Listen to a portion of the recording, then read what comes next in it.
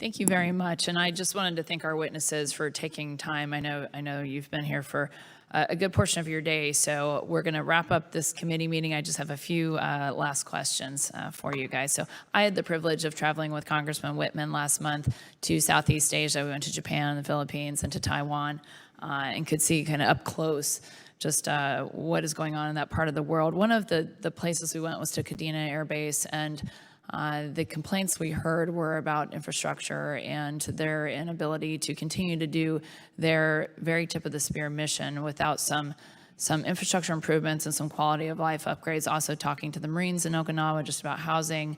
I know that we're challenged in even the healthcare department. We're having our military members and their families being seen off base. So we also learned, though, that our allied countries there are very invested in our partnership. So we know that Japan is putting in 2% of their GDP, the highest ever, into their defense budget. We know that Taiwan's is about 2.7, I think, percent of their GDP. So we're seeing them put their money where their mouths are. So I guess my ask and my request is, are we also asking them to invest in some infrastructure for us in our base? We're happy to be there, happy to partner and be allies with our friends, but we need some assistance here. Our defense budget is already challenged.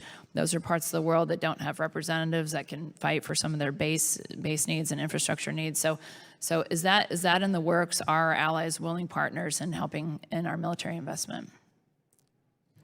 Well, thank you for all of those comments. I was actually just yesterday engaging with General Rupp, Commander of U.S. Forces Japan, and General Skolenka, the Deputy Commander out at Indo-Pacific, on quality of life issues associated with our forces in Japan. It's incredibly important for the Department and the Secretary, and we will continue to do whatever we can to address some of those issues that you described.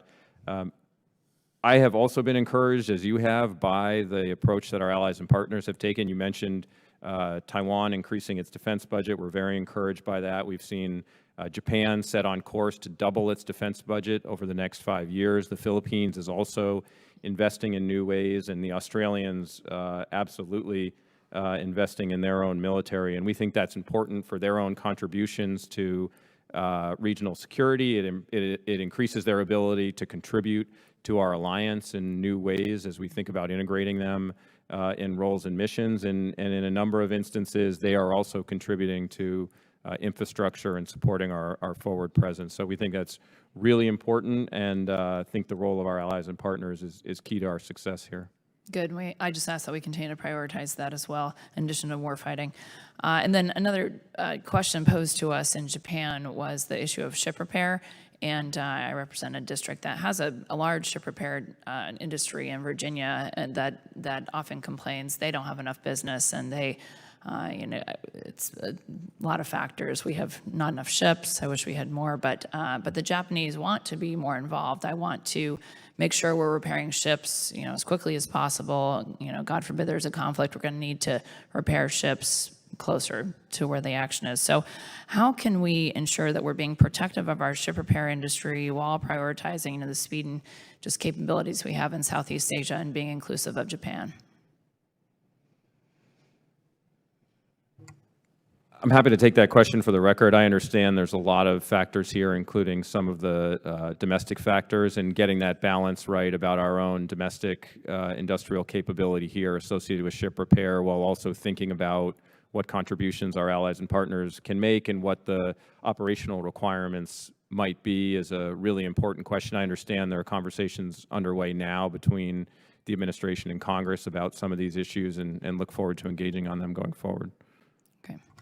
Good, thank you. And then they also brought up the issue of cognitive warfare, and we were there during Fukushima when there was some environmental groups and there was some interference from China. They had a lot of bad press. They utilize cyber technology, the media, to be influential to the Japanese people, which right now are overwhelmingly supportive of our alliance and our relationship, the relationship we have with Japan. But just thinking forward, are we cooperating and being supportive of them on that cognitive warfare front as well? And I think it's an important thing that we sometimes overlook, but just wanted to hear how we're prioritizing that too. Congresswoman, we are throughout the region, including in Japan, and we do. I think what you've described is a really good example of what we see throughout the Indo-Pacific in terms of PRC propaganda and information operations and disinformation. We've seen it around the Fukushima issue. We've seen it throughout Taiwan in a number of ways, in the Philippines as well, in Australia and elsewhere, as the PRC is trying to undermine our alliances and undermine the support for political leaders who want to work with the United States. We're working with these partners in terms of their own cyber capabilities, their own cyber hygiene, as well as our own demands that we do as much as we can to be transparent about the information we have about what the PRC is doing, and we'll continue to be focused on that. Good. Thank you very much. My time has expired. So I thank our witnesses for being here and our members for their participation, and the committee now stands adjourned. Thank you.